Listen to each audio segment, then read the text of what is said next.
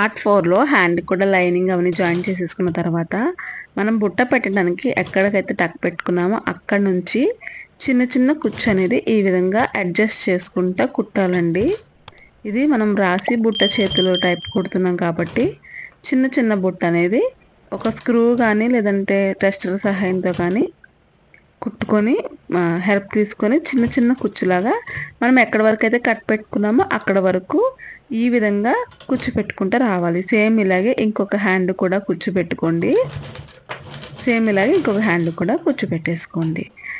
ఇదిగోండి ఇక్కడ బుట్ట చేతిలో అనేది రెడీ అయిపోయిందనమాట. పార్ట్ 5లోని ఎలా జాయిన్ చేయాలో చూపిస్తాను. మీకు ఈ లెహంగా సిరీస్తో తలకాయ నొప్పి తెప్పిస్తున్నాను కదా, ప్లీజ్ కొంచెం ఓర్చుకోండి, అయిపోతుందిలేండి. ఇంకా అయితే లాంగ్ వీడియో తీద్దామనే షూట్ చేశాను, కాకపోతే లైట్ కలర్ అయిపోవడం వల్ల షార్ట్స్గా అప్లోడ్ చేసేస్తున్నాను. ప్లీజ్ కొంచెం ఓర్చేసుకోండి.